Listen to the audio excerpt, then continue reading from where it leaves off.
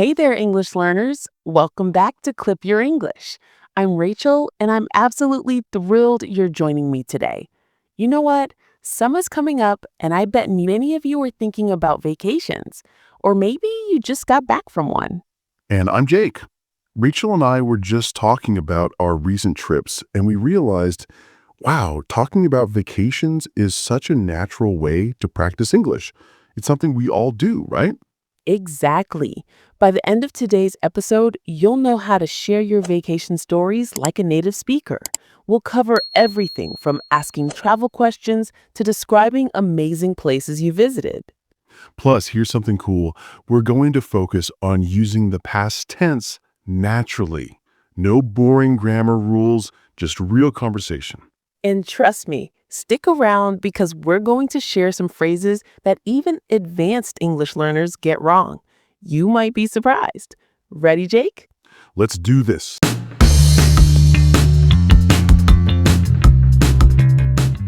So, Jake, I have to ask, didn't you just get back from somewhere? You posted those gorgeous photos on social media.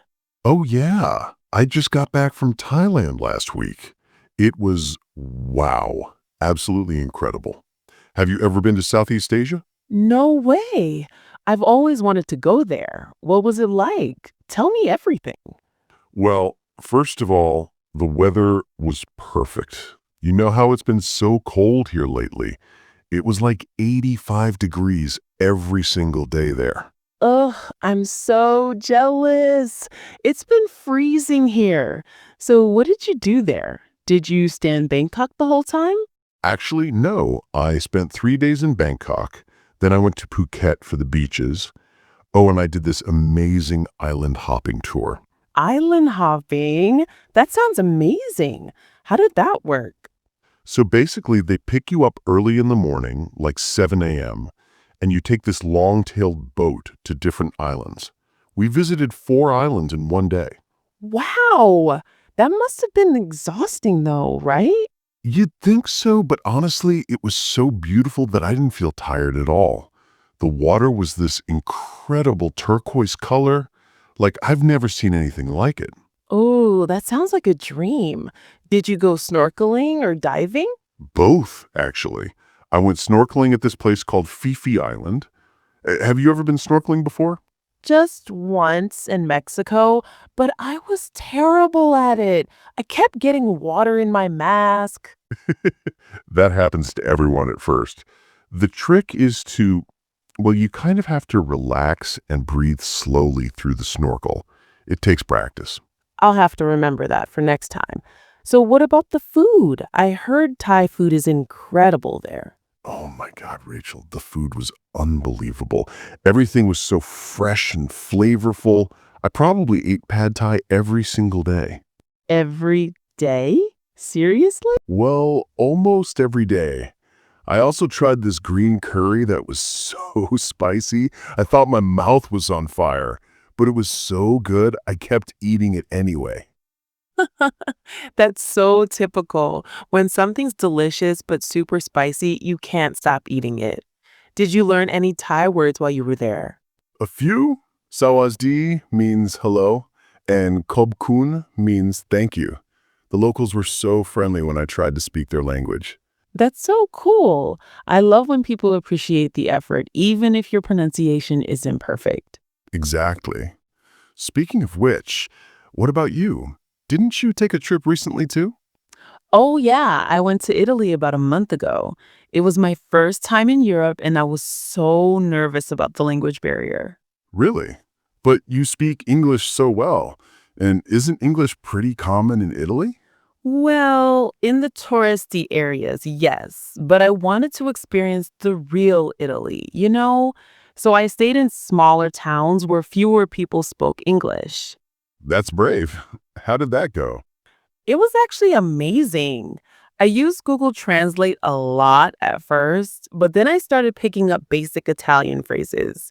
Dove il bagno became my most used phrase. Dove il bagno? Where's the bathroom? That's always essential. What was your favorite part of the trip? Hmm. Probably the food tours in Rome. We went to these tiny family restaurants that weren't in any guidebooks. The pasta was, oh my God, life changing. Food tours are the best way to explore a city. Did you try making any Italian food after you got back?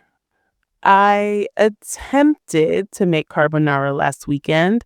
Let's just say it didn't turn out like the restaurant version.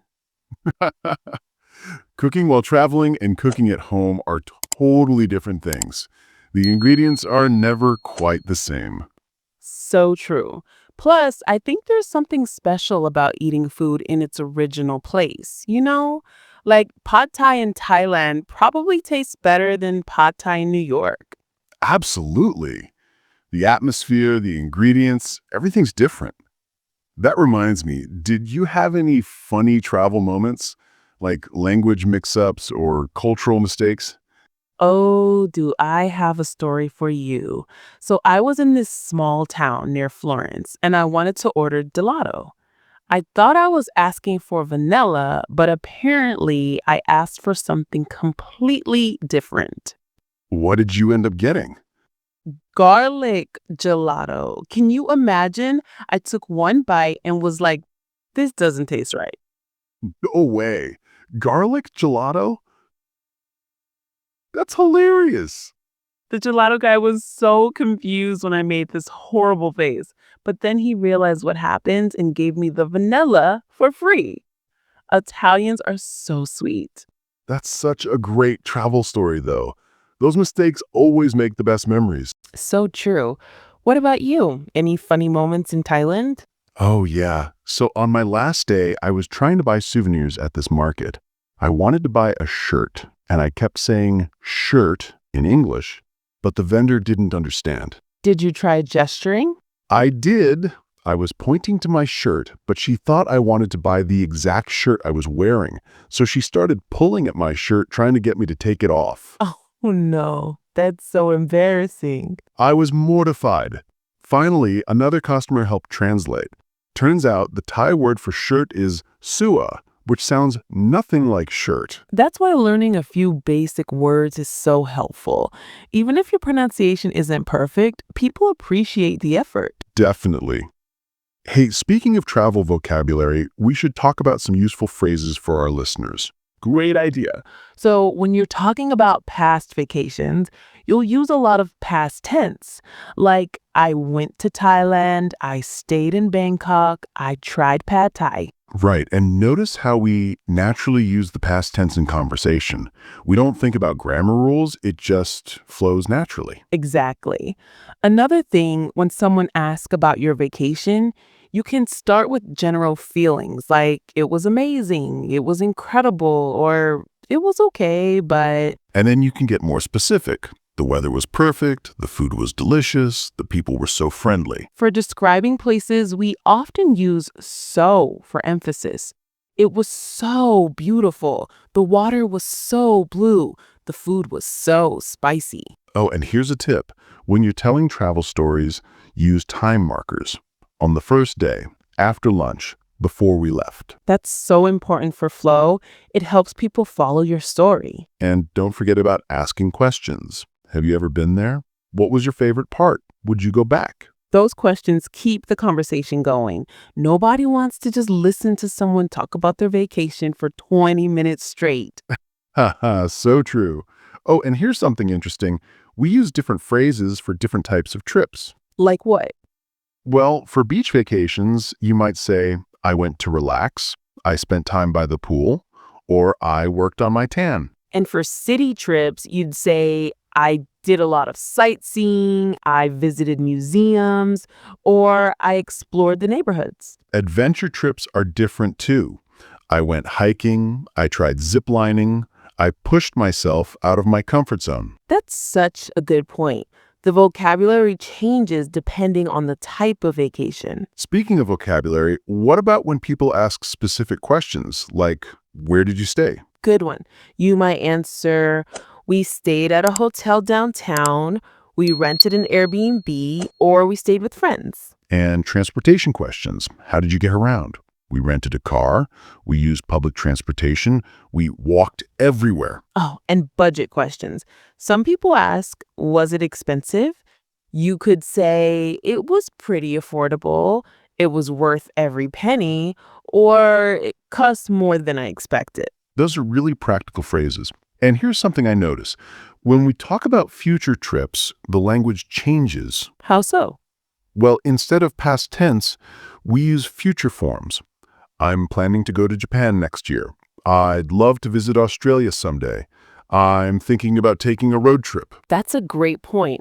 And we use different expressions for planning, like, I'm looking into flights, I'm researching hotels, I'm saving up for a big trip. Exactly. Oh, and what about when people ask for recommendations? Right. Would you recommend Thailand? What's the best time to visit? Any tips for first-time visitors? And you can answer with, I definitely recommend it. Spring is probably the best time. Make sure to try the street food. These are all such natural conversation patterns. I bet our listeners are taking notes. I hope so. And you know what? The best way to practice this is to actually talk about your own travel experiences. So true.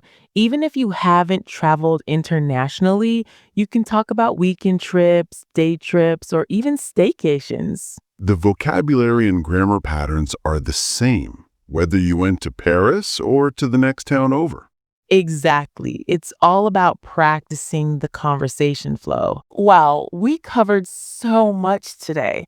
Let's quickly recap what we learned about talking about vacations in English.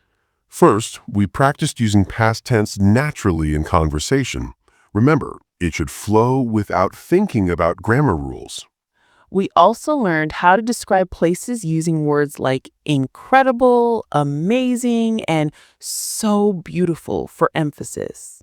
Don't forget those time markers on the first day, after lunch, before we left. They help your stories flow smoothly. And we covered different vocabulary for different types of trips. Beach vacations, city trips, and adventure travel all use slightly different phrases. Plus, we talked about asking engaging questions to keep the conversation going. Nobody wants a one-way vacation monologue. So here's my question for you. What's the most interesting place you've ever visited? It doesn't have to be exotic. Maybe it's a local spot that surprised you. Yeah, tell us in the comments. We love reading your travel stories and experiences. And if you found this episode helpful, please hit that like button and subscribe for more real English conversations every week. Next week, we're going to talk about ordering food at restaurants, another super practical topic for English learners. Until then, keep practicing your English and maybe start planning your next adventure. Thanks for listening, everyone. See you next time on Clip Your English.